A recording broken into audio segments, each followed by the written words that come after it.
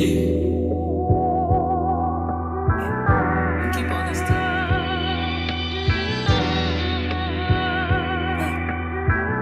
is the head. I see the boat throwing. I'm too full with it. I gotta keep going. Kobe with the wins. You niggas just Ginobili. You win and only cousin me. Let's keep the ball rolling.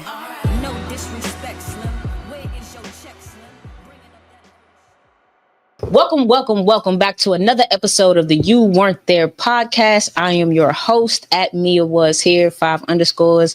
We got a good one for you today. We're going to get Paris in. We're going to get her out real quick. You know what I'm saying? She a busy one. You know what I mean? I had to go ahead and tell you, man, we don't know bullshit. Man. She gave us 15 minutes, y'all. She gave us 15 minutes. So when you see the commercial break, you understand why. But we got a good show for you today, regardless. I'm going to go around the room. I'm going to let each of my guests introduce themselves, and we're going to go ahead and get started. Paris? Hey, it's Paris Sashay, baby. Comedian, entertainer, making people laugh, having a good time doing so. Kiana? My name is Kiana. I go by Key, only if you know me. I gotta get my social media. No, you don't have to. It is going to run across the screen regardless. Okay, that's fine. But I'm not about to do that. But yeah, I'm me. All right, Z. My name is Z. My Instagram is Trillmaya, TRVLLMIYAH. Okay, perfect.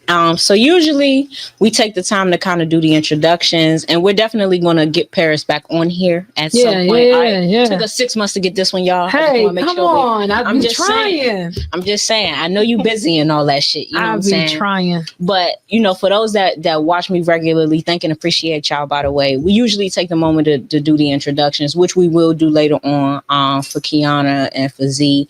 But I think this time around it's better that we just get right into it, man. So I try to finesse these conversations, but this one is all Black women. We the salt of the earth, the foundation of it all, man. And I feel like I've had to not say that for a lot of shows to protect y'all feelings. This time we're gonna get right into it, man. Oh no, Black women are the greatest. Yes. Why are people so afraid of Black women? Because they powerful. Is that it? I think that's what it all boils down to. I think the core of it is the power that a Black woman has. Beyond them not allowing us or wanting us to have so much power, is still is within, is inside, is in the core. Okay, fair enough. Z? It's confidence. Confidence can scare people, especially people who don't really know themselves. And I feel like to be a Black woman, you have to build up your confidence on your own. You can't rely on external factors. So to walk and radiate confidence can scare a lot of people, and to be so sure of yourself, and that can come off arrogant. It can come off egotistical. So I think that confidence can sometimes scare people away. Not to say we don't have our own shit, we got to work through, but I feel like that's one of the things that off rip can scare people away. Nah, for sure. Key? I feel like as a Black woman, we take a lot of pain, and we know how to navigate through that pain.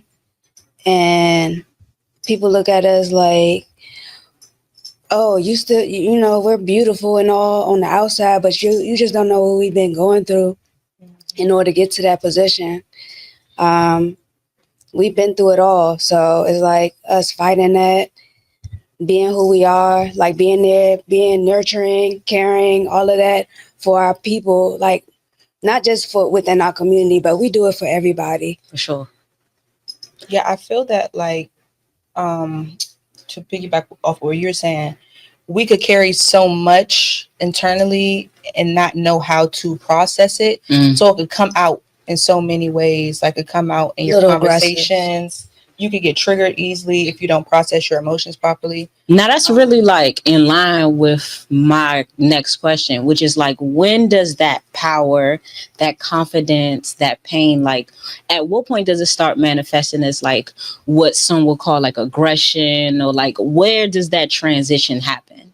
Because there are women in our community. We all know women in our community where it's damn, take a second. You know what I mean? Like, and that comes across in the conversations that you have, and you go through things that like will trigger you, but there has to be an air of like control. You know what I mean? Like the line between being able to manifest your power, your confidence, and being able to like turn that into something positive versus people who are just like, damn, that was a lot. Yeah. At what point does one turn into the other, if at all? I think that varies. I think that varies on the woman. Because I feel like if you never get it out and you're never expressing yourself, maybe you're never going to therapy, you're not doing the work, you're not surrounding yourself with people who love you and understand and you can communicate, then I think you will walk around with it built up. So it is like a bomb that when you finally get to release it, you letting everything out because you never let it out. And you just was dealing, even though you was dealing with it, it was just more stuff being added to it. So I think that varies per person. Okay, fair enough. Okay. I feel like a lot of stuff is masking too. Like some people, like I know me personally, like I had to mask a lot of things since childhood just to be seen or heard or just thought of being strong or whatever it was that specific image everybody else wanted me to have or expected me to have as a Black woman, or just period. But yeah, that's my opinion on it. Z? I think lack of acknowledgement can play a huge role.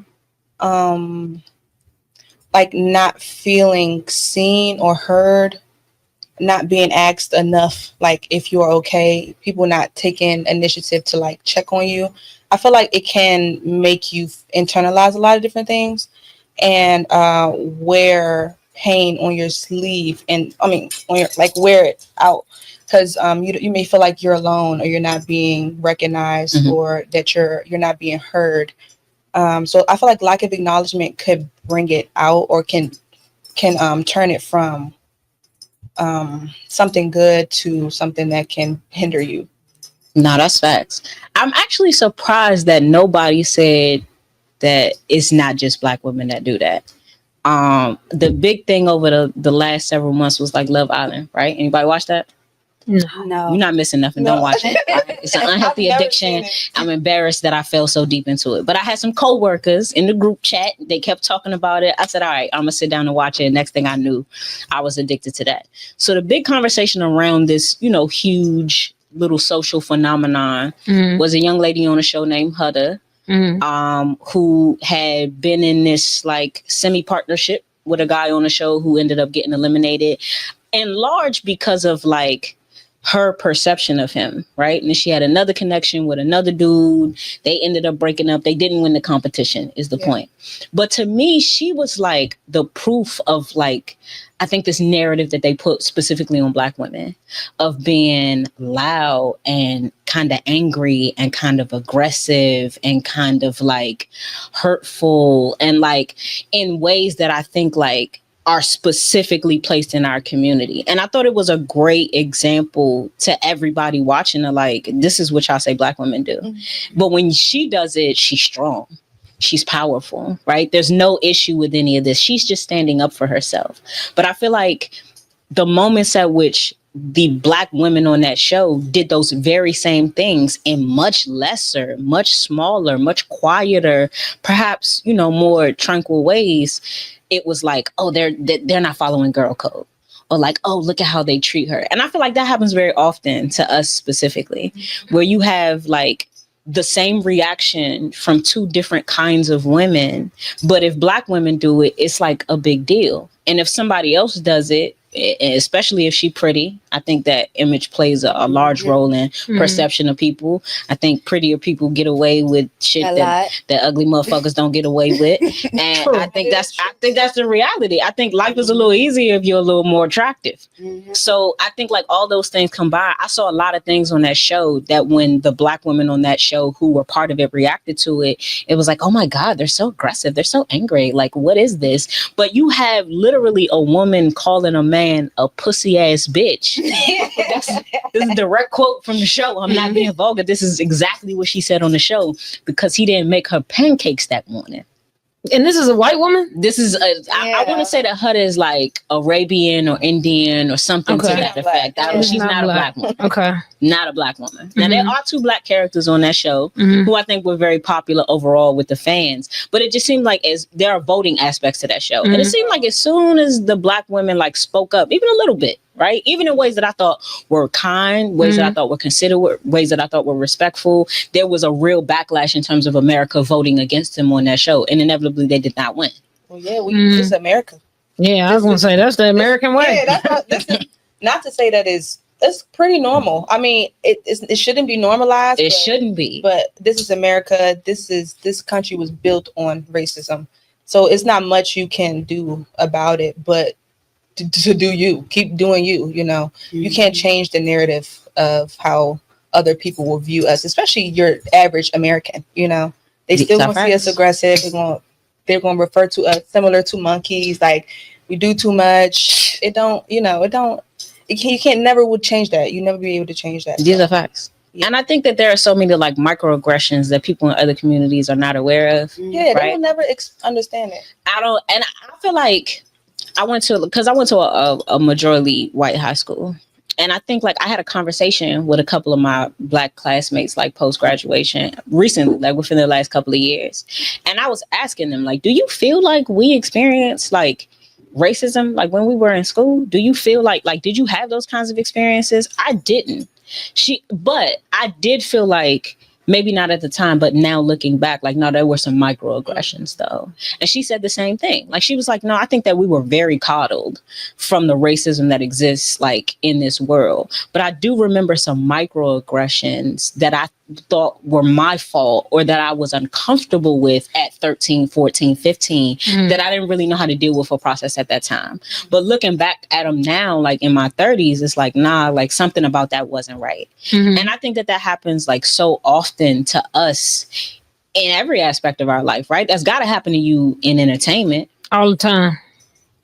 What's your experience like in comedy specifically, like as a black woman, as a proud member of the LGBTQ community? Like, what's been your experience kind of like balancing who you are in that particular industry? And I don't know if that's a majority like white industry or otherwise, but I do know it's got to be pretty male dominated. I mean, it's male dominated, but I feel like I'm black first. So before gay, I'm black. So I already deal with the things that black women got to deal with. I feel like I don't really get too much backlash for the gay. The gay is cool. It's the black that is the problem. But no, seriously, because when people ask that, I feel like I'm black first. Like they can look at me later and be like, she gay, but black first. So you already gonna deal with things that black women go through. But I feel like that's where that confidence come back in it. So because they know it's not too many things they can do to make anything change, I feel like everything that you get, God knew you was going to get it before, so can't nobody stop it. For sure. So I don't really pay no mind. It's just like, of course, men, they got fragile egos. Yeah. They gonna be insecure around a woman that's confident. So the only thing I do is just be funny. That's literally what it is. So it's like all this, at the end of the night, I'm funny. I don't want to be your friends. We just at work together. We just gonna do this show because I don't want you to be cool later when I already saying that you was already like it's a woman on the show. Because men get insecure about it. They don't want you to be funnier. They don't want people to like you more because it's a woman. So they dealing with all that. That's personal. That's sad. Yeah. I'm gonna be funny. I'm gonna go home. I had a good night. There was black women there.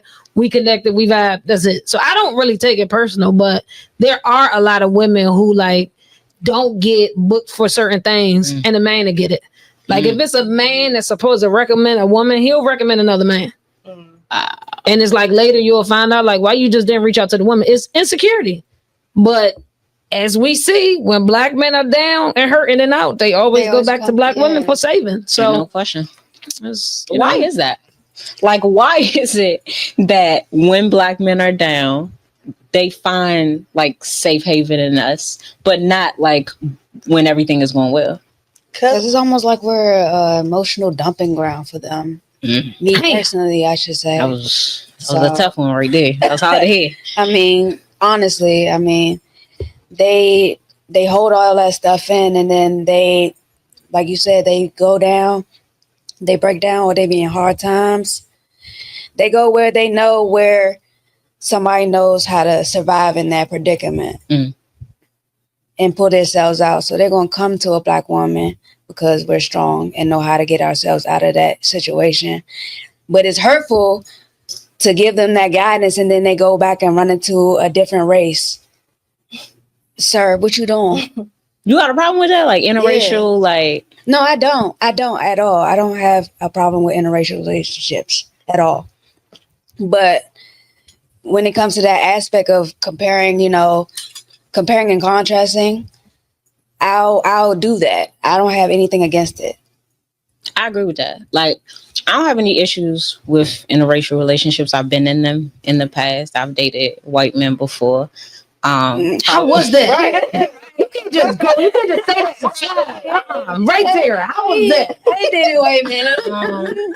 It was different. I will say, as far as the man, we were young. Also, right? So I think that that's a factor. I think that there's a level of innocence that you carry when you're having these kinds of relationships at 19 and 20 anyway. Okay. And so I never felt anything like other than like love and affection from the guy. But I will say, even at 19 and at 20, I remember his parents. And there was just always this air of like being overly nice or overly polite, or like it just never felt genuine. And then when he would come back and tell me things, because we were always honest with each other, it made all of that like over politeness make sense. Like, oh, okay, you're overcompensating for the fact that you can't stand me being here. But honestly, like, I would say that at least in his case, his parents were making an attempt to be polite. I've dated like Mexican guys, and they peoples was just nasty to me. That's crazy. Like, wait, I'm nasty like, how? I'm a nigga to them.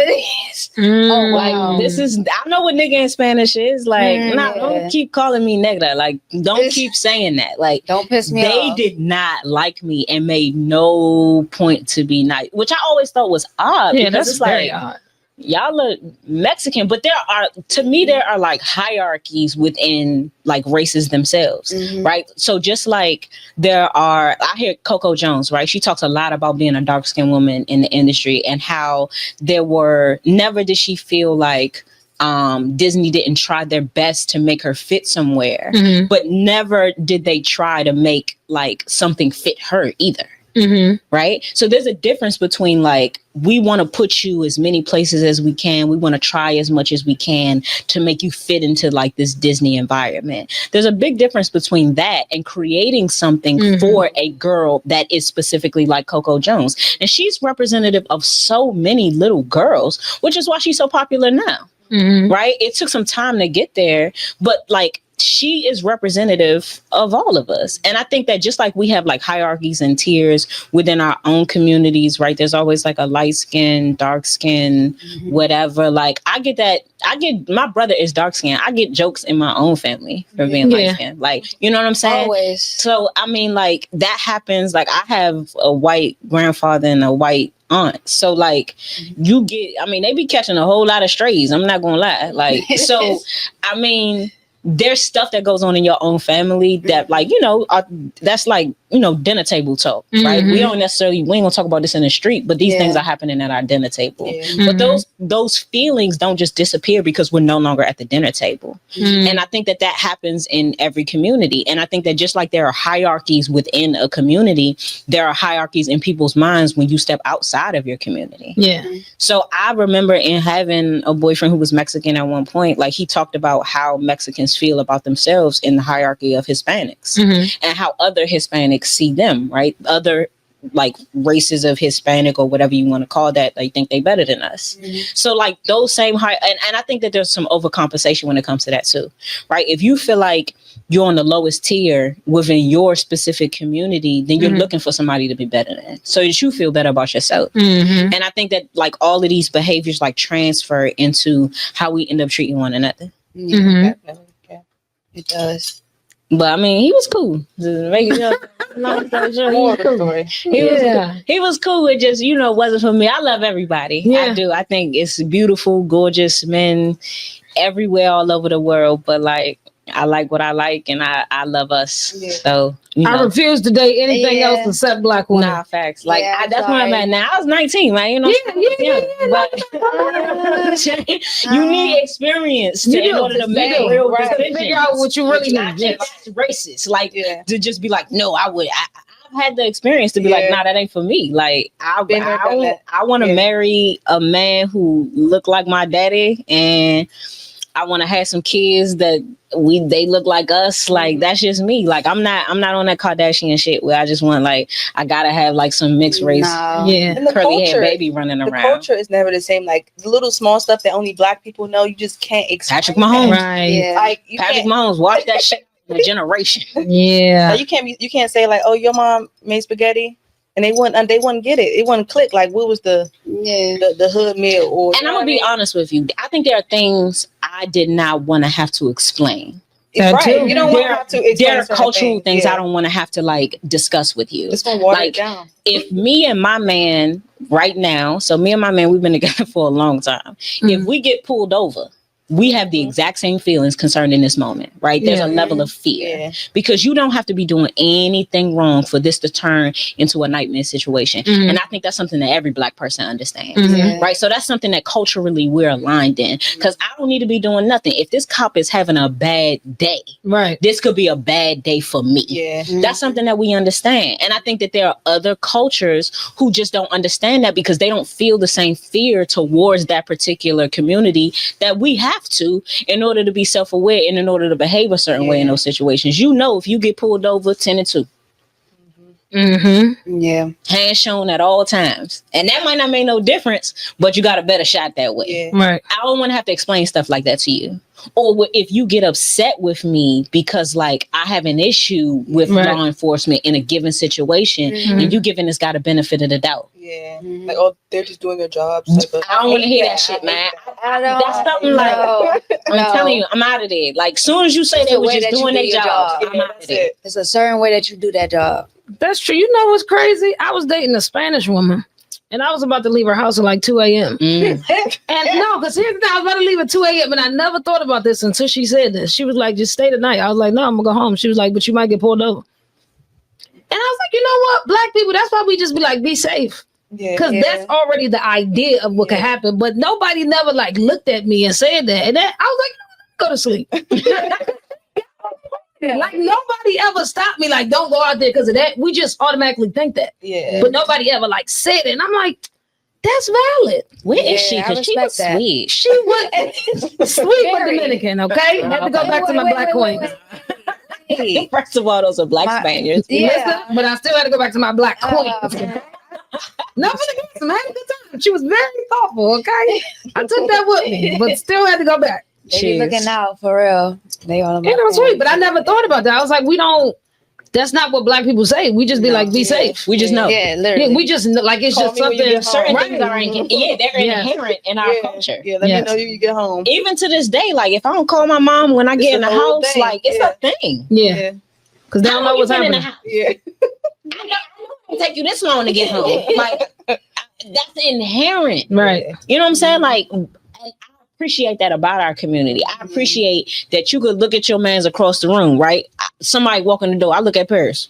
We know what's going on. We know what's going on. I like that about who I date and who I share my heart and ultimately my life with. That's important to me. But I think that's why the men come back because I think black women are like super women. They're like heroes. They know that they're going to get healing when they come back. They know they're going to be understood. You was raised by a black woman, so she know what you need. You know that she know what you need. Facts. I'm glad that you brought that back up because I was actually going to say the same thing. I think black men come back because it reminds them of their mom. Like their mom was the one person who, especially if the mom was single. I think because those are usually the men who like trauma dump and dump a bunch of stuff onto black women are ones that have single parents or who have saw their mom deal with so much stuff. So they see you as a reflection of that. Well, my mom went through that, or well, my mom did that. So I think it's subconscious. Like it reminds them of what they are used to. Versus I feel like if these men had like childhoods where the mom and the dad was around, where there were equal responsibility when it comes to the emotions, it probably wouldn't be like that. It's probably okay, let me, be who I am as a man. Let me take this as a man. Let me not just dump it. So I feel like they probably saw their moms like take a bunch of stuff. 100%. I certainly think that your background, your familial environment has large influence on who you become. Yeah. But I think conversely, right? Just like there are men who I think understand, respect, and love the power of Black women because of their relationships with their mother, there are men who hate Black women as a result of their relationship with theirs. Like, Yeah. What happened? That's the other side of it. I had a conversation with a guy recently. And his explanation of it made sense. It made me sad, but it made sense. And he was just talking about how his mother and his father, they were together for a long time, but his mother was like kind of still outside. And so his father was like the mature, responsible, making sure that the kids had lunches, taking care of the kids at home kind of thing. And his mother was outside running around. And I think like when she was home, she was abusive and not encouraging, not supportive, very hard on them. And I think as a result of that relationship with his mother, he just got to a point where like he felt like now he making women work extra hard to prove themselves to him and then still may not choose them. Yeah, I think I think that's a lot of men's stories though. I think there are a lot of men who got issues with their mama and as a result they treat us a certain kind of way and there's a lot of negativity in that. And is that fair? No, but I think we do that sometimes too. Your relationship with your father or lack thereof, I think it has bearing on your value, your understanding, and maybe not even always that, but sometimes it comes down to your ability to communicate things, right? If you've had any kind of parental relationship in a home where you were allowed to freely communicate your feelings, where you were encouraged to understand your emotions, to be able to parse them out, right? Because that's something that I find a lot of men have done in my life is to just kind of like boil all their emotions into anger. So whether they are hurt, whether they're confused, whether they are embittered, whether they're sad, all of it ends up coming out as angry. And I think like doing the inner work, right? The shadow work will teach you that one of the major things you have to do is to be able to separate your emotions because your anger is not the same as your sadness, right? Your like depression is not the same as your hurt. Like you got to be able to parse your emotions out and then deal with them separately and process them separately. But I don't think a lot of men get an opportunity to do that. And some of that starts with they poor relationships with their mamas. There's a lot of mamas out here that didn't ruin some of these niggas. It is, but for everyone that has ruined, I think it's two who never gave up on him, and that's why he thinks that the Black woman should never give up on him. I agree with that. I agree with that. Yeah. I think it's far more. I think on either end of the spectrum, I think it's more good than bad. I think it just depends on who you ask. But I'm a Black woman, so I'm gonna say like, you know, cream with a crop right here, baby. Like ain't nothing better, ain't gonna get no better, ain't never been better, ain't never gonna be better. But I do think like I've seen enough men who I think had moms who either were not there and so now they overcompensate and as they get older, because that happens a lot too, especially in this community, right? There's a lot of drug addiction that's gone through the DMV area over the last like 30 or 40 years, but those are the parents of this generation. So it's a lot of moms who were not there when those kids was young. And so once they've come back, now that those kids are much older, there's an overcompensation happening, right? So you over loving, you over forgiving, you letting a lot of things go that those children need to be checked on because you feel bad that you wasn't really there the first, you know, X amount of years. And that's not helpful either. No, you don't help your son by not being there for the first like 10 or 12 years. And then when he's 12 at the age that you need to be getting some of this behavior in check, you letting all of it go to overcompensate for the fact that you were not there when you were supposed to be. Right. That doesn't help either. No. So like, that's my only thing. Like, I think like there's layers to this conversation. You see what I'm saying? Like we are the beginning and the end of all life. Right. And I think like, shout out to my co-host Chaz, man. He wanted to be here today, but I wasn't having it. But one of the things that Chaz says all the time is that the road to heaven is at the foot of a woman. He says that all the time. That's why I'm gay. Okay. Makes sense.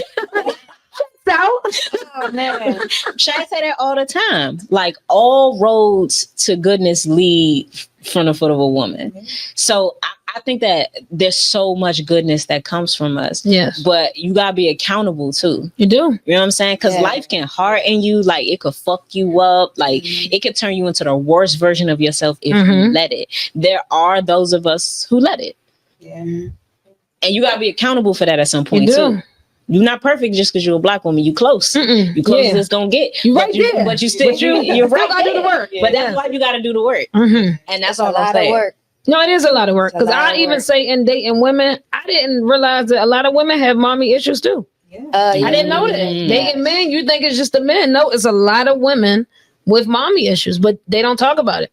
How so? Me personally. Because what are you saying? So like me and my mother have a close relationship. Like we super close. So some women I be dating, and if they not close with their mother, somehow me being super close will bother them.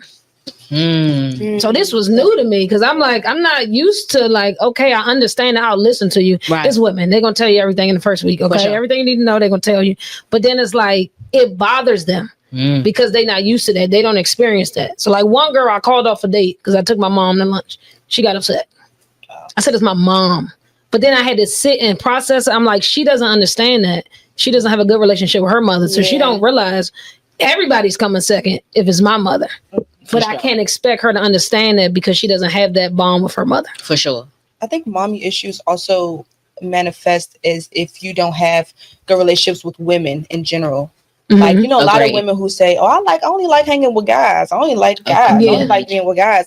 And I think it's because they don't have a good feminine role model, or you don't have a good somebody to look up to, like their mom, or a feminine role model. Because I grew up that way too. Like, granted, my dad wasn't around, but my mom was around. We're very close. We're super close in age too. So naturally, we're closer. But as the only child, I had to do a lot of my own internal work. So I didn't. And my mom was young. She had me when she was a teenager. So we were both growing up at the same time. So naturally, I didn't respond to women well growing up. Like, I was a tomboy. Like, I was just overly masculine. Not to say because me and my mom had a bad relationship, but because I didn't know how. I didn't really have like the type of feminine role model. You get what I mean? Like a confident. Somebody's like super maternal. I'm not saying it was bad, it was still a great, we have a great relationship, but it can manifest as like not being able to connect with women on a deeper level because you don't know how to connect with your mom on that level. I get that. Yeah. I feel like I'm always a little nervous around women who like don't have any relationships or friendships with women. Like, I think it's weird. Like, Key and I have been friends for a long time. Yeah.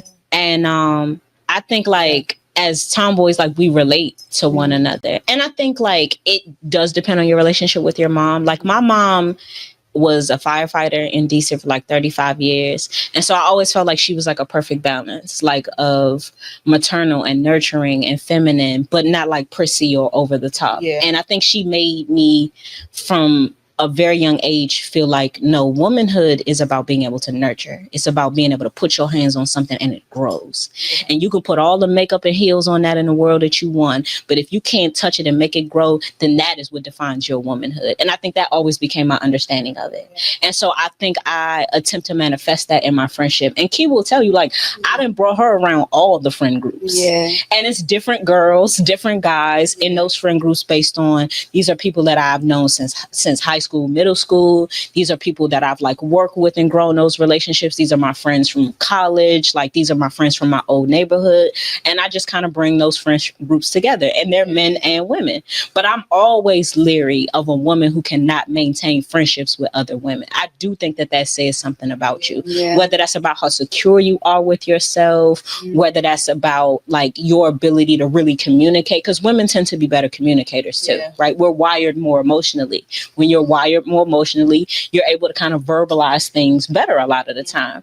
Like, there are things that in a 5-year relationship, there are just things my man does not understand. As well as he knows me, which is better than almost anybody. As a woman, there are just things he's never going to get because he's not a woman. And I think you need a woman to be able to talk to sometimes, to be able to open up with, to be able to share with, and to be honest with. And to deprive yourself of that for whatever reason, it make me nervous. Yeah. Some parents, like some moms, can be great providers, but sometimes they're also lacking the emotional maturity, which can make you like that when you're growing up.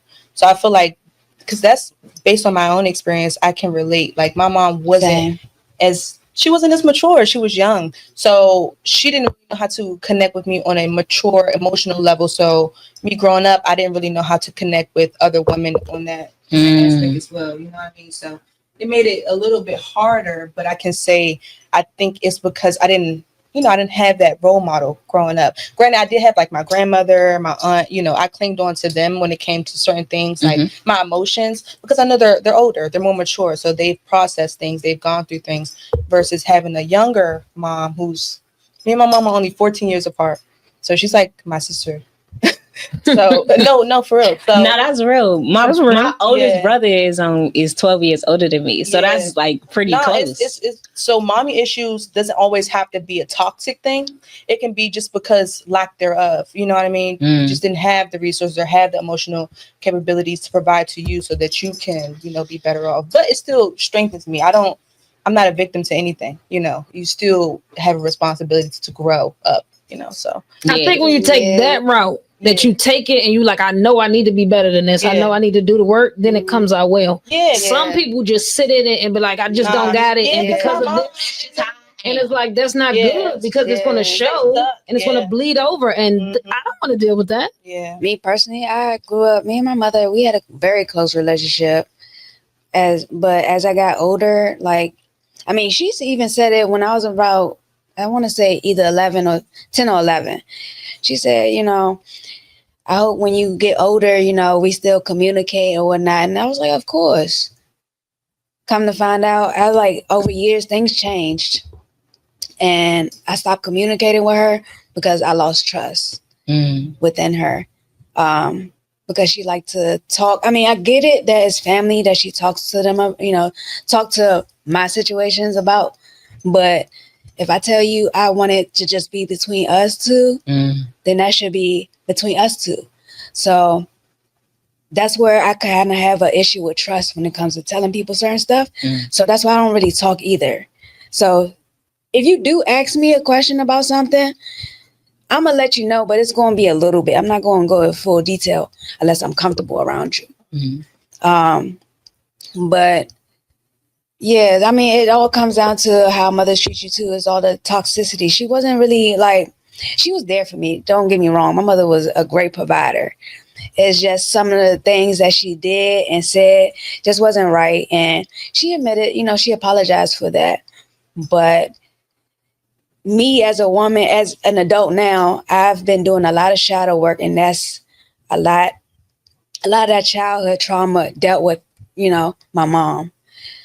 And I'm just trying to heal myself within, and I just haven't had that opportunity to do it. Well, I am, and let me not say that. Yeah, don't claim that. I've healed, but I'm still healing because there's still work that needs to be done. Because that's a continual process, man. Healing is an everyday thing. We never fully heal. You have to every day. That's a lifetime thing for sure. It's like life is just a lesson.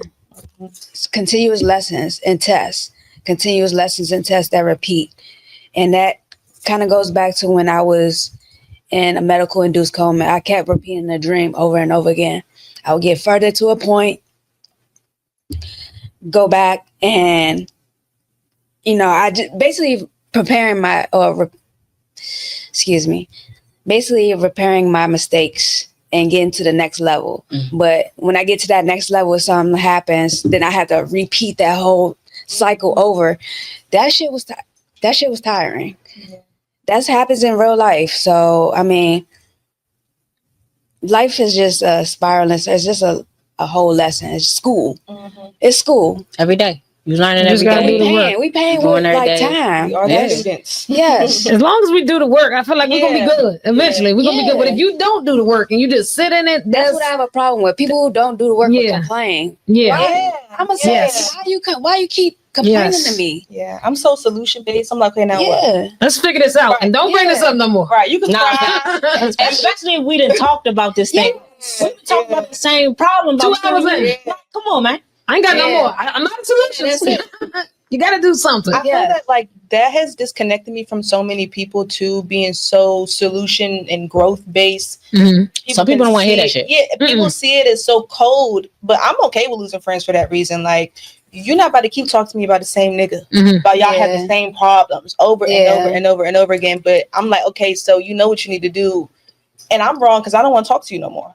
Moral of the story, like there is, like you were saying, there's always going to be work to be done. You will never get to a point where you're going to stop learning. The lessons get harder as you grow. 100%. The fall is harder the higher you go. So, and there's less people. Yeah, that's why you got to build real connections with people. The older you get, I'm nobody's obligated to care about you. I'm telling you. So you have to make these connections so you are surrounded by good people. And but see, the other part that I think people forget about making those real connections is if you got to be as real as you want them people around you to be. A lot of people like they want the heart and the soul and the work that for someone else to do in a friendship, but they don't want to do any of that work themselves. Like, no, you got to give what you expecting. Like the concept of reciprocity escapes so many people, and to me, it's so obnoxious. Like, no, like you're wondering like why this relationship, whatever level it's on, whether that's a friendship, whether that's something romantic, you're wondering why it's not growing. Are you giving any of the shit that you asking them for? Are you even embodying it? Not even giving it, because you have to have it in order to give. I'm telling you. And a lot of people want certain things, but they haven't even got there within themselves to give it. Pouring from an empty cup. Your cup has to overflow in order for you to give it. So, you know, a lot of instances we want things. You can have desires, but those desires are reflection to what growth that you need to do within yourself. 100%. If you know you want more consistent friendships with more communication, so you have to figure out how to embody that within yourself, or how to, you know, put yourself in situations where you can get that. And also remove yourself from situations where you're not getting those things. Get the scissors and cut it. And on that beautiful note, Paris, I know you gotta go. Cut it. I know you gotta go, sis. Yeah, this was good. I'm gonna come back. This was good. Please don't let it be 6 months. It's not gonna be 6 months. I'm trying to get this motherfucker. You said the clock at 6 o'clock, and I said I'm gonna stay in it because the conversation is good.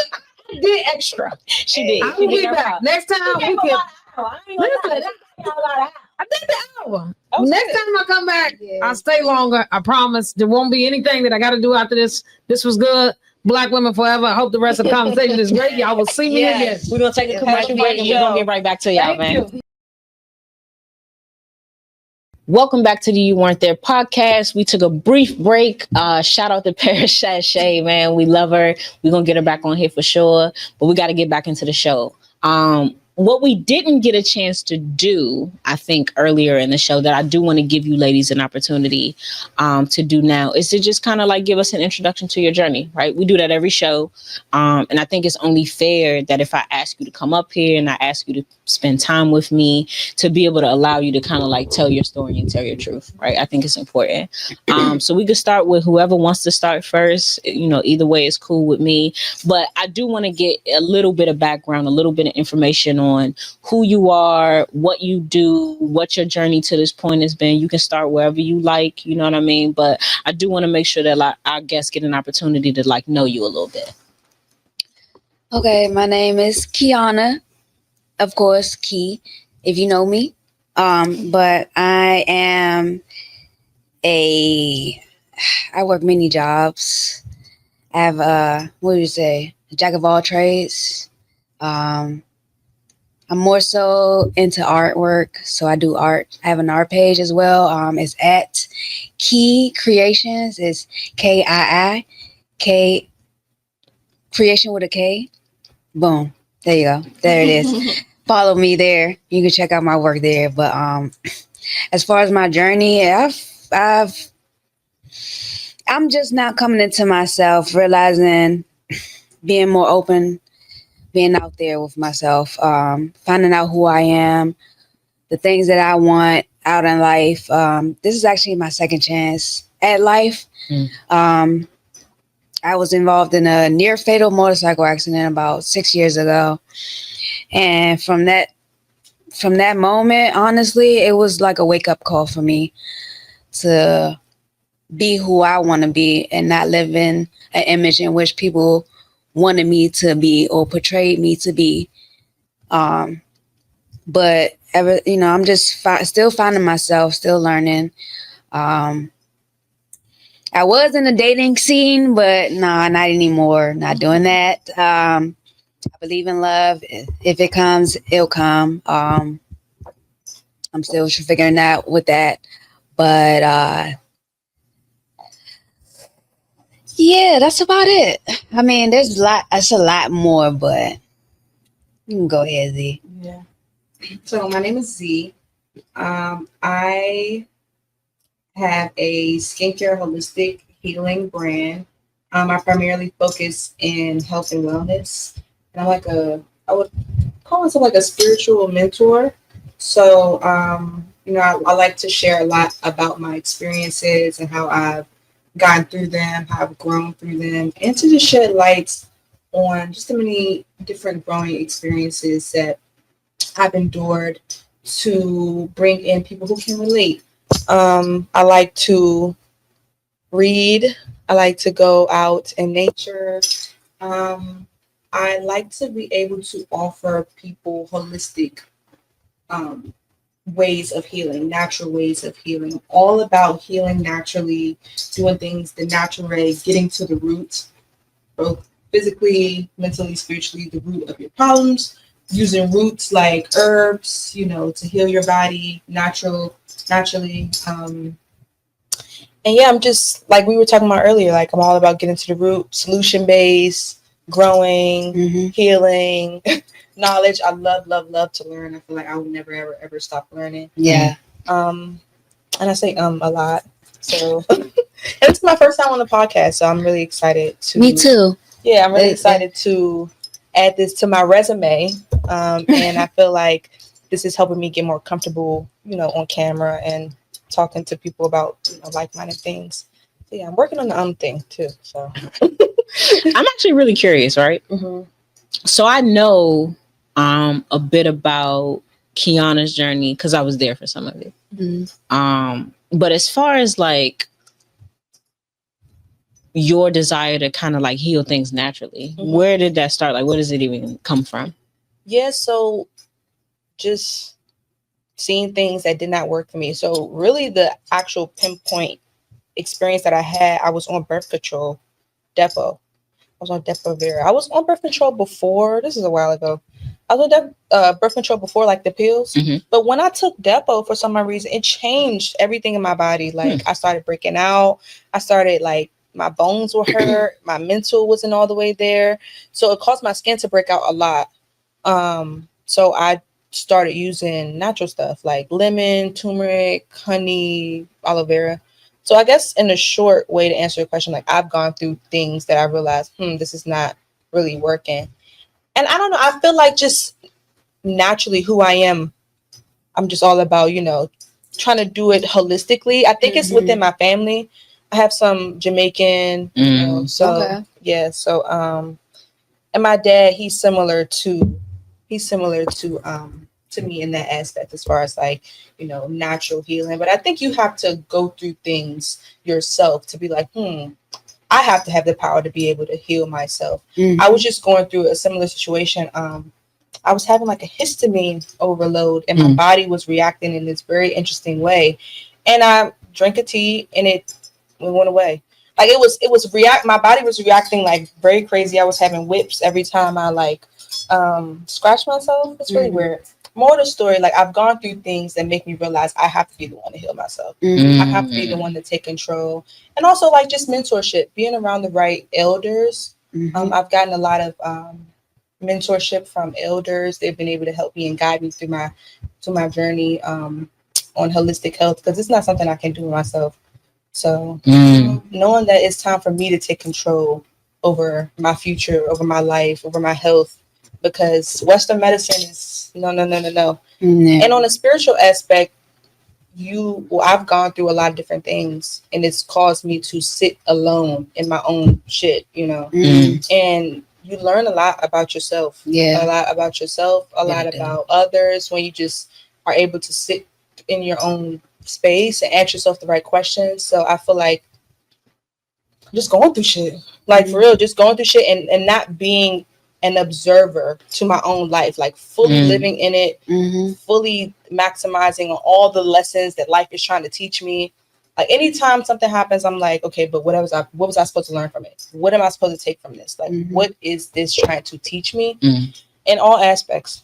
It's not just as easy like that, but you know, it comes down to it in the end. Nah, that's real. Yeah. Like, I think like that's something that's like hard for a lot of people. It's just sitting with yourself. Yeah. I think so many people are like so focused on, and I think especially like when you get to like a certain age, I think in our community, like Black women, when you hit like your 30s, it's like you're not married yet, like you ain't got no kids yet, like what are you doing? It's people treat it like you're wasting your life not having those things yet, which I think is insane.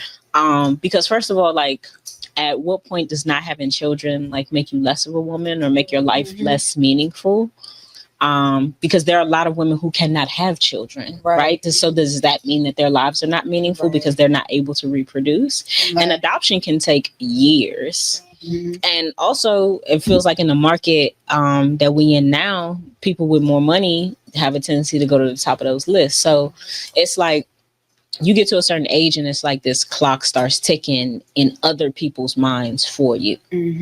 And I think like if you are not 100% self-aware or as self-aware as you could be, people will like take pieces of your life, interpret them for you, and then tell you what should be happening. And I think especially when it comes to like the relationships that we carry on with other people, like if you don't have a partner, then people feel like what are you doing? Like you couldn't possibly be happy all by yourself. Which I think is so wild that so much of the value of a woman is placed on the person standing next to her. And I feel like that's so dangerous to teach a little girl. That's so dangerous to teach this next generation of little girls, like that they're not valuable unless they have somebody. That's right. Crazy. As though it's not enough for you to just be comfortable by yourself. But I feel like that's like the narrative that gets pushed, and maybe that's by design. But it's always something that really concerns me. Like that so much of your life is based on the kind of man that you date, and then the type of wife that you're going to be. And then once you're in a relationship, right? So it's not, because it's like it's never enough. Because even once you get into a relationship, then it's, well, how much is he making?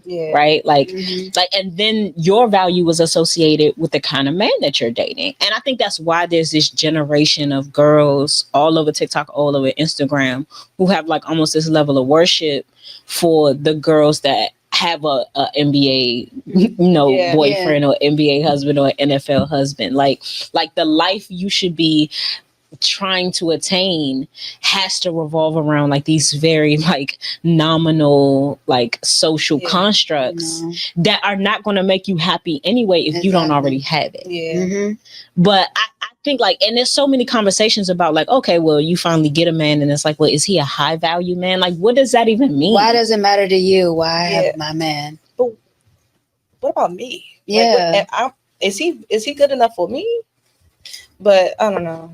I feel like that we never asked that question. Right. So often we ask like, is like what a high value man is, which I feel like it's always based on these like ridiculous things that have nothing to do with character or like concern, or like, is he genuine? Is he loving? Is he kind? Does he treat you well? Does he help you grow? Is he watering you? Is he in tune? Is he communicative? What level of communication? Because there are men who can communicate as long as things are good. But they can't comprehend something. That's what I'm saying. Like you can communicate, but can you comprehend? Right? That's the other side of it. Super valuable. But that's the craziest part to me. Like so much of your value is placed on whether or not you have a partner. And then even if you get one, like what is your partner adding to your life? What are they bringing to the table? What are you bringing to the table? Like so much of this shit, it just like blows my mind and it like annoys me, man. Like we got to stop putting so much like emphasis on these things that don't mean anything. First of all, you don't need a partner. Like, period. Just, we could put a period right there. Yeah. You don't need a partner. That's the first thing. But if you decide that you want to have one, if you're in that space in your life where you feel like you want to share a connection with another human being, which is your right, and it's beautiful if that's what you desire for yourself, then I think the things you should be looking for in that person are things that add value over time. Yeah. I'll never forget, I saw something on Instagram. It was like the high value man conversation, which always disgusts me because it's always coming from niggas who I wouldn't consider high value. And I remember a girl, and she said this only as a test, and then she like read him down, but she was asking this guy why he was a high value man. I think the first 3 things he said was like, I'm 6'4", only like 30% of the population is 6'4". I make over this amount of money. Exactly. Like that your reaction is perfect. Like, why would you being 6'4" contribute to you being a high value? First of all, let me tell you something. You're a short nigga in the NBA. Steph Curry is 6'4". So it doesn't, in my mind, like, it depends on what field you're in. You're only special to average niggas. Let's touch on it. You 6'4", you are average to an NBA player. The whole conversation is just so funny. It's stupid. Because it's a lot of people who don't really even know themselves. I feel like when you know yourself, you're not even having these type of conversations. You don't feel like you have anything to prove. You already know what you want. To you that I'm high value. You either gonna be around me and you see it or you don't. That's why whenever I see those conversations, I'm like, these are just people who have things to say and they want to talk about it. And there's nothing wrong with talking about it. But like, I feel like when you know who you are, you don't really have to. It'll show. You don't have to explain like, oh, I have this, I have that, I have this, I have that. Your character will always show. That's why a lot of people who have all these things to say, they never have nothing to show for it. Exactly. It's so funny. Like, the 6'4" thing, like, what? Oh, I'm telling you, those are his first 2 things, that he was 6'4" and that he made over a certain amount of money. Like, what? Who cares? Like, bro? I'm not paying attention to, like, honestly. First of all, I love a short king. But don't get me That's wrong. the first thing. That don't shit to me.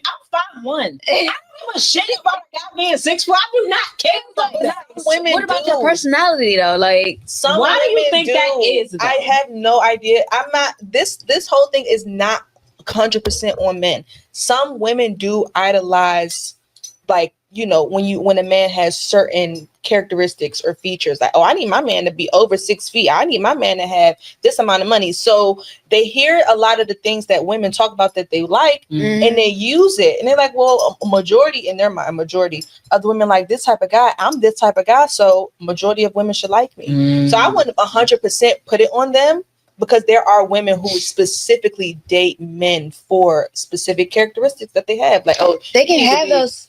I'm sorry. I love that you said that too. You can have those characteristics, but there's always going to be something missing still. Yeah. There's something that's going to be missing. I think there's always something missing if those are the things that you value above like the internal aspects of a person that really means something. But sometimes people know what they want. You know, like if you know you only want, you know you want to be provided for, you don't really care about love, you just care about stability. For sure. You care about your future. You know, you gotta have your kids, they're gonna be fine, you're gonna be taken care of. Some people do not care about all of that. For sure. Theatrics. They're like, oh, I got my friends for that. And there's nothing wrong with that if that's your choice in life. You know where I have the issue? I think where I have the issue is that when men date women like that and then are surprised that they haven't gotten like a deep, connective, intrinsic, existential, meaningful relationship out of it. Well, that's not what she was there for, right? Like, sometimes it's hard to find Michelle Obama and Nicki Minaj packaging. I mean, that's just the reality of it. Like, and not to say that there aren't women who are beautiful and sexy with all of the assets, who aren't wonderful, amazing, deeply intrinsic human beings. But I think so often men want that first, right? This very perfect packaging. And then within that packaging, she also needs to be like the best, deepest, smartest, most well-read person ever. Like, you got to think about what you focused on first. Yeah. If you put these like things of vanity, and I say the same thing with women, if your most important aspects about him to start are the fact that he's over 6 feet, or the fact that he makes a certain amount of money, you have to like, it's like the concept of like sales, right? You can have it done well, you can have it done quickly, or you can have it done cheaply. You can get 2 of these, but you can never have all 3. Yeah. Right? So do you want it done well and cheaply? Then it's not gonna be quick. Like you know what I'm saying? Like it's the same thing with a partner. Like I would say like the 80-20 rule is something that we have forgotten, and we need to be remembering that all the times. Like typically speaking, in a satisfying relationship, you're going to get 80% of your needs met. Very rarely, if ever, is it 100%. So therefore, like you have to start considering what you value most. If what you value most is money or like an aesthetic, then that's fine. But don't start complaining when you got money and he wasn't deep or caring or nurturing or honest or communicative. You wanted a physical aesthetic that looked a certain way, and that was your most valuable asset. Well, don't start complaining if she's not deep, meaningful, and well read. And if you happen to get those things, then value and treasure them. But a lot of times you're not going to get everything on this list. And I think like people live in this, I think people have gotten into this space where like you see a bunch of options on Instagram and TikTok, and this is male and female, because it's not just men doing this and it's not just women. I think people see the thousands upon thousands upon thousands of options that they have on Instagram and TikTok and just think that all of those options are available to like them in real life. In real life. Like because you see 1,000 girls a day, you could have those 1,000 girls a day. Because you see 1,000 rich niggas tricking off on girls on Instagram a day, you think that you should have all of those things. But at some point you have to like figure out what is truly most valuable to you, and then like start becoming a person who manifests and can attain those things. But I think you can't want like these vapid, self-absorbed, meaningless things and then get mad when you have the result of these vapid, self-absorbed, meaningless things. Especially if that was your focus. Because some people, they do want a full package. Don't get me wrong. We all do. Some people want a full package. We want our man to be handsome and to know how to communicate and to, you know, and it's not like rare, like, you know, it's not rare. I don't think it's rare. You just got to put yourself in the right spaces. But if, like you say, if your most important focus or, you know, is looks. It's what's your focus. Me personally, I wouldn't say that's not the most important, but for me to approach someone, you have to be aesthetically pleasing to me. I think that's like normal as fuck. Yeah, but some people say, I mean, ain't nothing wrong with them being a little ugly. Nah, like yes, it is for me. Nah, like let me tell you something. Fuck that. Like, I get what people say. Like, you need to be attracted to your partner. Like, people only have a problem with the preference when they not the preference. Hey. I want to hear that shit. Don't tell me I should settle for medium ugly because that's all. Because that's what you have to settle for in order to have all these other things on the list. I don't believe that. But also, I think that you can be attracted to a variety of things. Yes. So I think like saying something like they all got to look like Aaron Pierre is a little unrealistic. You can look like Aaron Pierre and have the personality of Elmer fucking Fudd. Yeah, that or Floyd Mayweather can't read. Oh man. So shout out to Floyd. Oh, I'm sorry. My bad. I'm so sorry. What's wrong with Floyd? He can't read. Nothing's wrong with it, but nothing's right. Not that it matters. He got money. He made almost $1 billion not being able to read. So it don't matter. Exactly. It doesn't matter. If none of it actually matters in the end. It's about really who you are. Exactly. Yeah.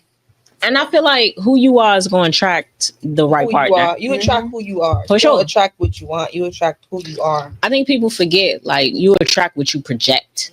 Yeah. So, like, if you're upset with what you're attracting, you have to start, like, paying more attention to your projections. Yeah. It always starts within yourself. Yeah. I know for personally, like, I need to love on myself more, pour back into myself more. So that's why I say I'm not into the whole dating scene anymore. And things will come up to test you just to see if you truly love yourself. Man. Because a lot of people ask themselves, like, why do I keep attracting this type of person?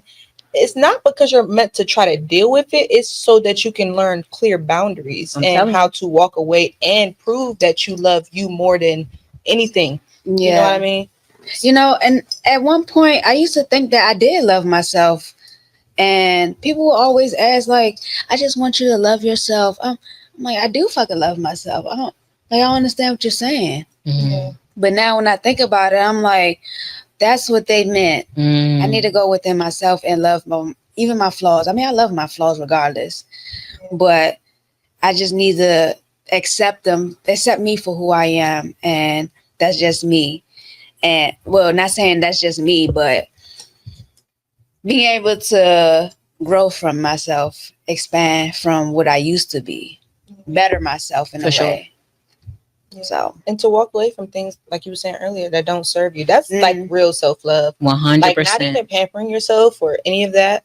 Like being able to walk away from something that may feel enjoyable, but it's like, this not me. Like, or this doesn't actually fulfill me. Like I need to go on this journey to figure out what I like 100%. And what I don't like. Like that to me is real self-love. Like being able to sacrifice things that may feel enjoyable or sacrifice people. And for the sake of figuring you out and not just, being around just because you don't want to be by yourself. 100%. You know what I mean? And honestly, I think that the greatest test on how much you love yourself is how much time you're able to spend alone. By yourself, right? Like, because I think like, even in being like in a relationship, like I am 100% a person who needs time to myself sometimes. Yes. Yeah. And I think it took work for us to get to a place where he really understood that. Yeah. Because I think like there was a point in our relationship that was very codependent. And I think like we had taken some time apart, and in that period I really hated being alone. Yeah. For like the first like several months of that. And then over time I like loved me more, and so I loved spending time with myself more. I loved my own company. And so now like even in the context of a relationship, like no, we cannot smother each other. Like we cannot be around each other every day all the time. Like I have to have time alone because I like my own company and I need time to myself to refocus, to recenter, and like to make sure that I'm in a good space. And you can't always do that with a partner right next to you. Yeah. But I think like that would tell a lot of people how they felt about themselves. Yeah. How much time can you spend alone? And like how much emotion do you allow for yourself? Because loving yourself doesn't always look good. It's not always about how good you feel about yourself. I think sometimes it's about how much grace you're gonna give to yourself. Like you know you fucked up, but are you about to beat yourself up about it? You're gonna allow yourself to grow from it. Girl, you talking about talk. I ain't gonna lie. I be beating the shit out of myself. That's what I'm saying. That's another aspect of it. That's how that's how I learn by beating myself hard as I can for me to understand, which I should. I mean, I understand that I should be gentle with myself, but that's literally my learning process. But it's time and place for everything. Yeah. Like there are times when you need to give yourself tough love. Yeah. Right. But you do need to make sure that even in those moments, you're approaching it lovingly. Yeah. You can't escape you. Yeah. It's always gonna be you. At the end of the day, it's you. You go to sleep. You wake up by yourself. You're gonna go to sleep by yourself. You're gonna be born and you die by yourself. So at the end of the day, you can't be your biggest enemy. Nah. And it's hard. It's so much easier said than done because we do stuff and we in our brains we overthink it and we beat ourselves up, and allowing for yourself to feel all the range of emotions is what will allow true love to come in, because true love is not always positive. True love is tough love. It's pain. It's hard conversation. It's pain. It's tears. And allowing it to happen, allowing yourself to grow through it is what I like to say. I think that's like a troubling part of like other people's relationships, right? People are very quick to tell another person what they need to be doing or what they need to be fixing or what their issues are. But are you as quick to like have those conversations with yourself? Yeah. Are you as hard on yourself as you are on everybody around you? Right. I think that's very telling. And that's something that like more people need to be focused on, right? Focus more on what you need to be fixing. And quite frankly, if you did that oftenly, like if you did that often and frequently, you would have less time to focus on what everybody else ain't doing. That's what I'm saying. It'd be so hard to like grasp what's really going on in life, because I'd be so like, not to sound like I'm detached from everything, but in this world, you kind of have to be, or you're going to get pulled in so many different directions. Or you're going to be stressed out for real if you choose to focus on everybody else and what their mama doing and how they should be doing it, and it just puts too much. 100%. I mean, I had people. Matter of fact, my best friend told me, fuck what everybody think. Thinking fuck everybody. Basically, focus on yourself. I mean, she knows that at the end of the day, I still love these people, but fuck y'all for right now. I need to focus on me more. 100%. Yeah. 100%. So, and I don't see nothing wrong with that. And I think too, like, I'm in a space where like I gotta kind of make myself like go out amongst people, like, or I have to like actively force myself. That's why I had a fight party. Like, I make Kiana come to these fight parties at my house, which are like practice social efforts. Yes, for both of us, actually. In part because I want her to be around people that I feel like can create a safe space. Yeah. I value Kiana as my friend. I think like finding girlfriends who are real and honest and true and genuine can be really hard sometimes, especially as an adult. Yeah. And so I value Kiana like family, and I want to make sure that she is treated a certain way. And so I'm only going to put her around people who would ever do that, which is why the fight parties happen, because I ain't letting nobody in my house with no fuck shit. Everybody know that. I don't play the game. All right? You don't get invited to the crib if you own that bullshit. I don't do that. Don't bring that ugly energy up in here. So make sure you take your shoes off. And take my shit. What's wrong with y'all putting your shoes on in the house? Your shoes are fucking filthy. The doorway. Take them fucking shits Listen, off. I think people take them off. The motherfuckers need to be off before you cross the threshold. We don't play that dirty shoe shit in my crib. I don't know what's wrong with y'all. You walking around, stepping in public bathrooms, people pissing on the floor, all kind of shit, and you walking through people. Listen, all right, you're getting upset here. The point I'm making is I had these fight parties in part to create like a very healthy social environment for my friends, right? Because these people don't all know each other. They're not all from the same like aspects of my life, but I know that they all have the same spirit. And so I want to create a safe space for everybody, but especially for Key. And also they're practice social environments for me, because I don't really like going out, and I'm not a person like, I was outside for so long. Yeah. Because I did music for so long. It's not because I was out here wilding. It's because I did music for so long. And so when I was like doing music, when you're like a new artist and you're trying to like build a brand, like it's shows happening 3-4 times a week sometimes. Yeah. So Tuesday through Thursday, you outside. I'm old as shit now. I don't want to be outside like that no more. Like I already have money, and I like my dog and my house, and I want to be inside. So it creates a social environment for me in which I don't have to leave my space, and I can control the patronage. I know exactly who in here, and I know exactly what's gonna happen, and I also know exactly what the hell ain't gonna happen, and I like it. So like I like to have little functions at the house here and there. I don't never invite a whole lot of people. I always tell Key that like, we talking 15 folk max. We ain't doing that. Like, I know she be pushing it, but I'll be like, I'm gonna still come through. It'd be like 8-9 people. You invite 15, but you get like 8-9 people, and they always be good people. And she don't even be talking to me in the shit. Like she be on the other side of the room talking to 3 other people. That's not me. You did your job. Hey, but no, I be pissing her off a little bit. I gotta do it sometimes. That's true. Within the night. I gotta piss her off a little bit. She makes it a point to like wade through her conversations with all my friends and be like, hey, shut up. All right, good to. Thanks for reminding me you're still here. All right, awesome. It's true, but like that's true. Like I'm a person like I don't like going outside no more. I have to make myself. Like, and that's hard because like you do want to like build a brand, right? There's a podcast and I get invited to a lot of things. And if I don't show up to things, it's never because like I don't have love for you or because I don't have like admiration or respect for what you're trying to build or that I don't want to support or be a part. I just don't like going outside. I don't like being around a whole lot of people no more. I've done it most of my adult life. And so I'm just in a space now where like I like my own company and I like, you know, the peace that I have, like just sitting at home. And I don't feel the need to be around no whole lot of people all the time. I remember being in clubs and being at these functions and like meeting people that I feel like I can feel the desperation coming off of you. I've been around people where I can feel your neediness. You have to be around crowds all the time. You have to be outside all the time. You need to be around people. You are not comfortable alone. Even when you're in this club, if you're not surrounded by people, if people are not paying you attention at all times, you feel a way about yourself. I don't want to be in those environments anymore. You can feel the energy.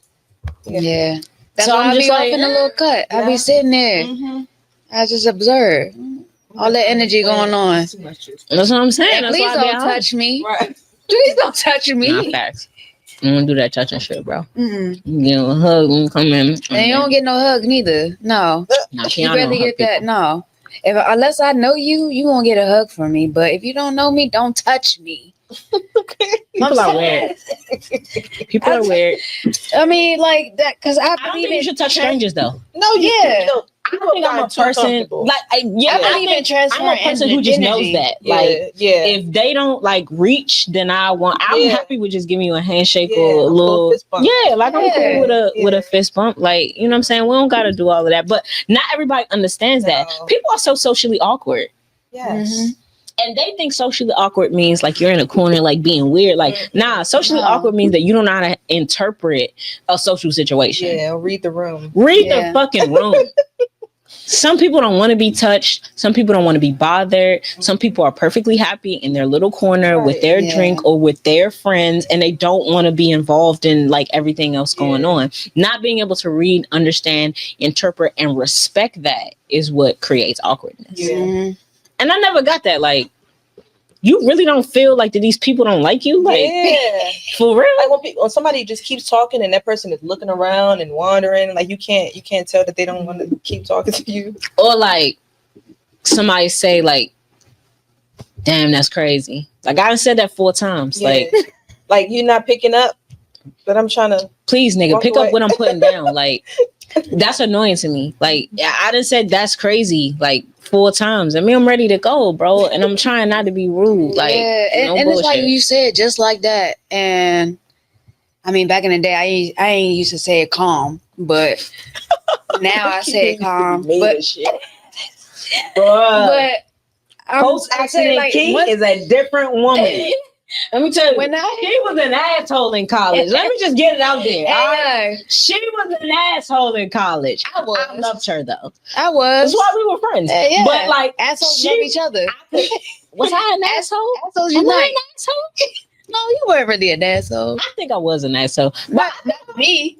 Not to you. Yeah. I mean, you know what assholes not to fuck with also. That's another thing. That's a part of social understanding is knowing who not to be fucking with in certain ways. Yeah. You know certain people can handle certain things, and you also know that that's not the person I want to do that with. And so, you know, you got to read the motherfucking room. This is what I'm telling you. Like, I'm trying to tell you. I know who I could be a dick to, and I know when I need to let that thing go. You know what I'm saying? Like, that's a part of like reading a social situation. Exactly. But it's like now, when I say it in a calm way, you sure you all right?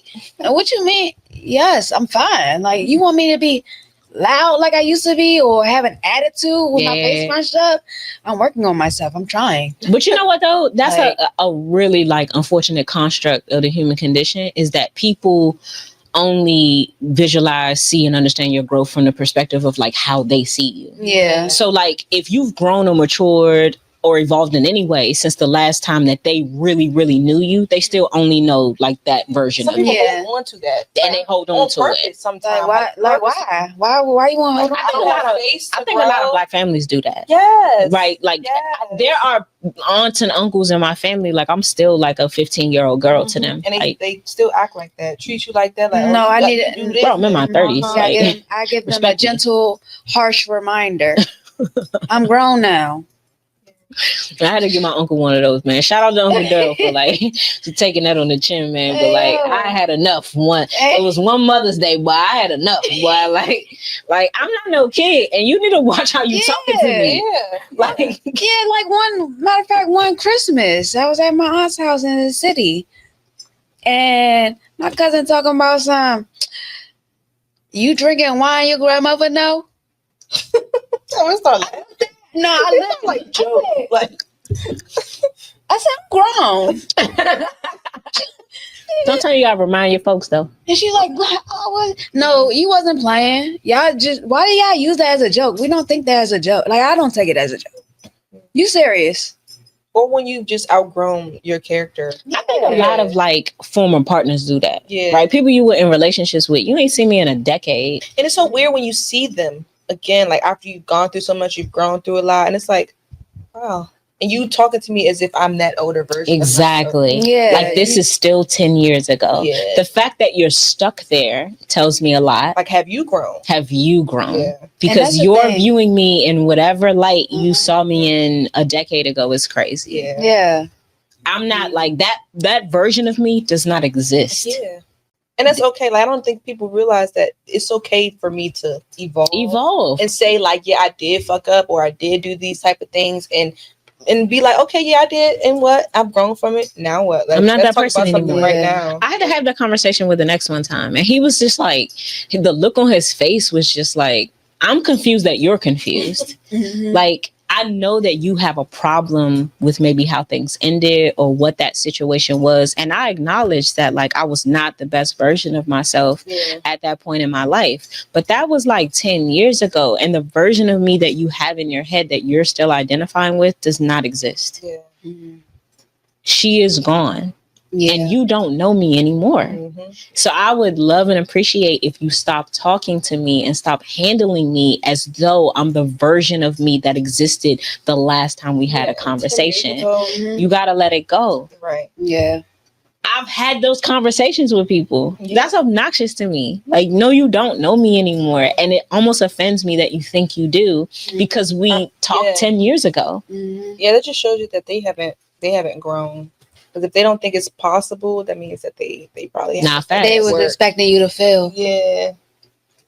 No, I like, don't like it. bro, I'm not, like, you don't know me anymore. Yeah. And that's okay. Like, get to know me. You can get to know me now. Yeah. But like, you got to stop holding me accountable for a version of me that no longer exists. Yeah. And also stop trying to make me pay for it. Like, And don't gaslight me neither. Like, it's okay to forgive yourself and move on and not pity yourself or beat yourself up about some things that you did in the past. Like, people hate when you move. quite you frankly, move on. that's why it's so important to forgive yourself.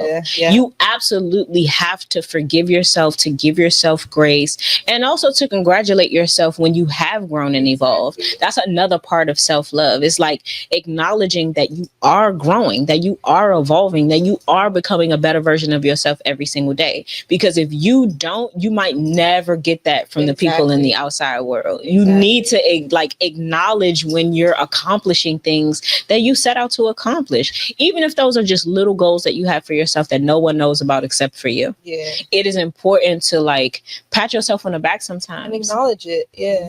acknowledge that you're growing. Like, wow, I didn't react that way. Yeah. 100%. I probably would have cursed you out like 10 years ago. Yeah. Didn't move any emotion in my Yeah. life. I'm telling you, I had that conversation with myself at work on Friday. Yeah. It was a boss, and I was just like, But that's why I feel like nobody should regret. 10 years ago, I would have quit this job. Yeah. I feel like it, like dealing with you. For sure. Yeah, because it's just proof that, like you said, you're growing. Mhm. So I would never take back anything that I went through. Nothing, no regrets in this life whatsoever. I mean, I did burn my house down, but Wait a damn minute. but this happened Okay. like 2 years Reverse ago. left eye.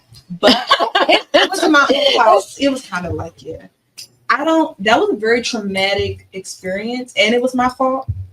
I I'm left out sorry. the house with a candle burning. Ah. Tape candles, like not one of the ones that. Sorry to make Mm. that humor. I feel like now, it literally doesn't. But I feel like the universe is making you have this conversation with me because that's a bad habit that I have. I don't regret it. Yeah, put your candles out. But I don't regret it though, and because my life has gotten so much better since the fire. It's almost like the old version of me died in that. I don't think there's no coincidences. I don't think there's no such thing. Like, Agreed. in the moment, you might feel like, what the fuck is actually happening right now? Like, I can't. But those are the moments that test you and your connection with God. Mhm. Like how much you actually believe that you're going to be okay. And that, regardless, everything's going to work out. For And sure. so I feel like in moments like that's where my journey really, really started. Or like took off, I would say. Not started, but took off. When I was forced to have faith or forced to believe that, you know what? this fucked up thing happened. I'm not gonna beat myself up about it. I'm gonna acknowledge it. I'm gonna learn from it. I'm not gonna do that again. You know, I'm not gonna do that again. But I gotta focus on how I'm going to get better. And my life has gotten so much better. My family's life has gotten so much better since the fire. I feel like it was very symbolic too. Like I said, like the old version of me died. I don't even talk to the same people that I was talking to when I lived in that house. Those people that I was talking to, they haven't even seen me in my new life. You know what I mean? So I just try to take lessons from every little aspect. Got you. So I don't know if I regret anything. No. What do you feel like, and this question is for the both of you guys, right? What do you feel like is kind of like the greatest lesson that you've learned in this life? Like something that you're like, no, I carry this with me all the time. And what do you feel like is something that you've gotten from someone else, or a piece of advice that you thought was so great or thought was valuable, and that as you've grown and evolved, you realize like, nah, that might have been my immaturity talking? The greatest lesson? I feel like that answers would change so much as you grow up. Yeah, because it's like what's the lesson that you value most right now then? Right now? There's so many. Like the fire thing, like I know not to ever leave tape. Well, that's common sense though, right? But I guess like on a deeper level, mine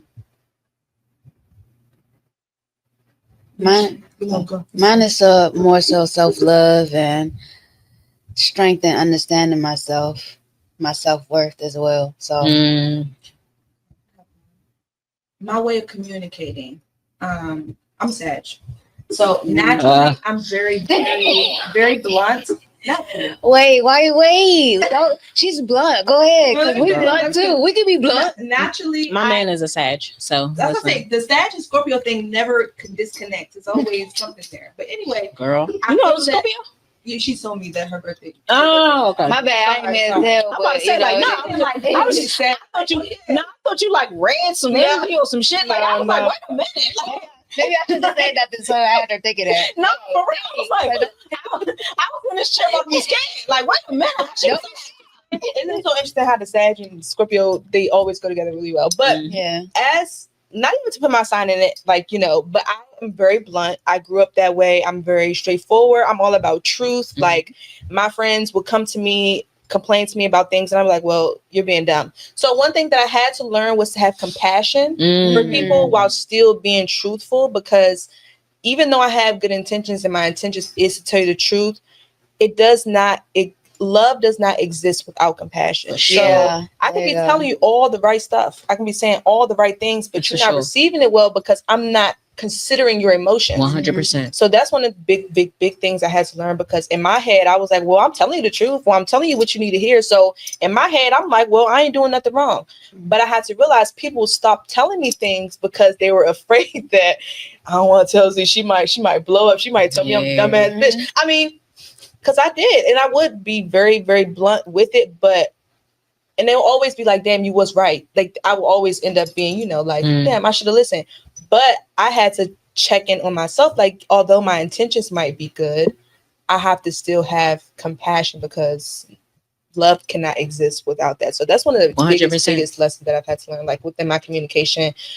And I just ask, like, you know, what do you want? You want me to just listen? You know, like what are you looking for? Because sometimes people just want to talk, and to get off, you know, get their shit out. They don't really want. Some people just want you to listen. But I'm not going to dim myself. Like, I'm going to still tell you the truth, but I'm not going to be just so outright blunt. Like, that's dumb. I respect that. I think that's a great lesson, honestly. And I think like I had to learn that one too, because I am a Scorpio, and we are who we are. But I think for me, I was a person, and Key will tell you, like, I'm just going, this is what it is. Yeah. But I think what I learned as I got older was when you give people advice with the best of intentions, right? When you give people this advice lovingly, the other part of you giving the advice is a person being in a position to receive. And there are going to be some hard truths that you deliver that people cannot receive because they're just not in a place to do so. But it is your job, it is your obligation under God to deliver that information as kind and as lovingly as possible, so that they're able to receive it at some point. So I think, like, to me, selfishly, without really realizing it, I had put my advice above a person's reception of it, which makes it void anyway. And I think like that was what I learned. It's like, this isn't just about you telling the truth. It's about a person being able to receive it and to apply it and to use it. That's the way that process has to work. And if I give it as lovingly, as compassionately, as kindly as I possibly can, then even if they can't hear me today because they're not in a place to receive it, they'll hear it at some point. But if you give somebody something and it's got all truth and it's harsh and it ain't got no love and compassion behind it, they may never receive that because they can't get past the delivery. It's similar to like how we grew up, like our moms, like, I'm telling you this because I know I'm your mother. Like, and granted, they might, you know, when you get older, like, damn, like our moms really spitting for sure shit, but we wasn't hearing it because they was yelling, they was screaming for sure, you know, with so much aggression behind it. But you know, so I think changing your delivery in a lot of situations can change the whole energy of a situation, of a connection, of a conversation, because it shows that you're intentional. You're not just speaking and spewing out your opinion. You're being very intentional about, you know, the people that you have. And if you truly love somebody, you will consider for sure their emotions. Because to not consider that would be selfish. Exactly. And that automatically means that your motives need to be questioned a little bit. Yeah. Because it's not just about your advice. It's about Yeah. a person receiving that and using it to make their lives better. And we can't assume that everybody has tough skin, because that's one thing that I had. Because I communicate in a way that I would prefer somebody to communicate with me. 100. So yeah, honestly, I want somebody to tell me I'm being dumb, you know, because I can take that. But I had to step out of myself and say, like, everybody don't think like that. Everybody don't feel that way. 100. Like, emotions are so vast and different. So I can't automatically assume that people are going to respond to things how I do. So that was selfish. So I had to step outside of myself and be like, well, I can't always expect you to think like me or be like me. I'm talking that talk. Yeah. Same way. I'm a person who, like, I would prefer you just told me so that we don't waste my time. And also, like, if you supposed to be my folks, like, don't have me out here looking dumb. Crazy. Like, don't have me out here looking dumb. Don't have me out here looking crazy. Like, tell me the truth so that I know. But that, what you said, I could not have said that any better. Like, not everybody is able to receive information that way. And I think, like, my relationship taught me a lot about that. I think with men in particular, it's very easy for us to, like, underestimate the sensitivity of men. And like how men are more sensitive than women. Yeah, very. Rico said that last week. That was one of the greatest gems out of that interview. Said that too. Yeah, like I think men are much more sensitive than women, and I think that's why men crash out like they do. They biggest crash outs. They're the biggest crash outs because they're the most sensitive. And I think like that's what my relationship taught me. Like I'm just giving it like raw, uncut because I'm thinking like this is what's best. You need to hear this, and I love you, and I want you to know what's going on. But the truth is, like he wasn't able to receive a lot of those things because I'm not careful in my delivery, or like I'm making jokes at inappropriate times, not realizing like, nah, I'm not like in a space for that like right now. Like that bothers me, that hurts me, or that joke is too much, or that joke hits too close to home. Like, did you really like mean that, or was you just playing? And I think like so often in my past, at least, right, because I can't speak for nobody else, I definitely underestimated the sensitivity of men. And I thought that like, well, if he acting like he don't care, then he must not. So that's it. That's the end of it, right?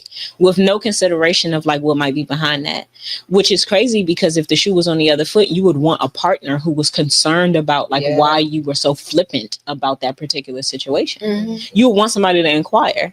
So for you not to do that for a partner is crazy when you know you would want that for yourself. So I definitely like am always like very blessed and very fortunate for that lesson, and I carry it with me is to like be cognizant of other people's feelings and of the fact that like everybody don't take their delivery the way you take it. You take your coffee black, they like a little cream and sugar, and that's all right too. Oh, another lesson for me is letting go. So I think that's for real. Not for real. That's what the tattoo on my leg say. If it comes, let it come. If it goes, let it go. Okay. Well, actually, I do have one on my finger. I wanted to get it touched up. It's an airplane, and it has the little dots. So whatever, you know, it's in the dots represent the past. Plane, you know, moving forward. But I think recently I've actually felt comfortable of letting go, even though it hurt like hell. I've broken down like so many times before actually doing it. It's like I still want to hold on. I was still holding on. And I've been like that. I always hold on because I always had that what if, or this could happen if, but it's just like that could have been somewhere else. I could have found that somewhere else. Could have missed out on an opportunity. So now I'm learning to let go of things and explore myself and move on, basically, not focus on the past. Like, great things happen, but you also have to look at the bad things too. Like, you can't forget about those. But basically, when I look at it, when I meditate, it'll say, think of a hard time that you may have had in life. And then think about what good you could take from that.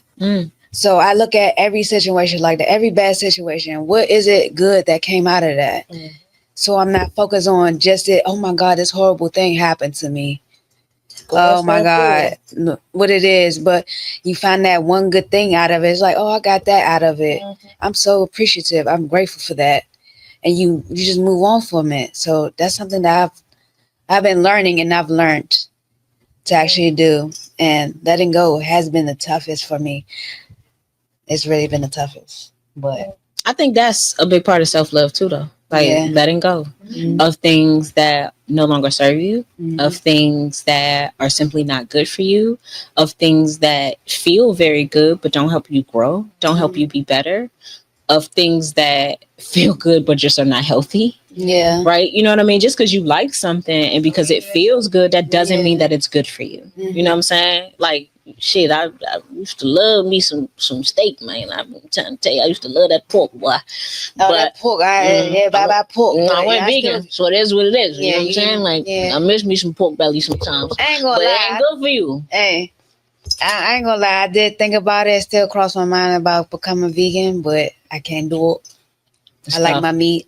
Try pescatarian. I was about to say that, literally. Yeah. I can do that for sure. My only concern with pescatarian, honestly, like if I lived anywhere else in the world, right, I would be pescatarian. Yeah. It's the seafood in this country that gives me pause. I just feel like because I travel so much. Yeah, you still. Yeah, it's a difference in the foods. It makes you want to go completely straight. I would eat none of this shit if I had a choice. Yeah. Like, but there have been so many like raw vegans in this country who have also died from malnutrition. Like your body does need like you need a certain level of like minerals and nutrients. I feel like that's the only reason. But like if I could like if I had a choice, like if you could just give me this shit via IV, like that would be my preference. I would love to not eat none of this shit because like I really have a problem with the food like over here. Yeah. It does not taste the same. It does not look the same. It does not smell the same. Like I travel too much to believe in the food that we eat. And it's crazy. Like you eat so much in the other countries and you don't gain nothing. You don't gain nothing. Bro, actually, Let me tell you something. I ate carbs every meal, every day in Thailand for 2 weeks. Then gain a pound. It's looking good over there. I came back over here, ate the same rice, and was bloated and shit right now. I'm mad at shit. All that extra chemicals. It's all that extra sugar. Which is why you eat so many carbs over here. Because they add sugar. It's like 30% extra sugar in everything that we eat over here. They send over food products that doesn't have the chemicals that are banned. Yeah.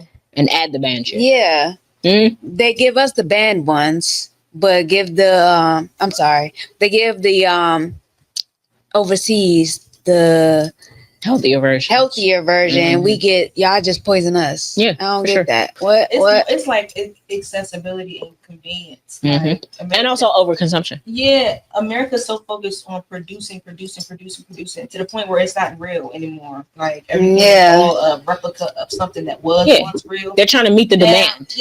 But because we overconsume. True. Which is crazy considering the homelessness in this country. Like who is over consuming? Because it's got to be a specific population because there are millions of homeless people over here.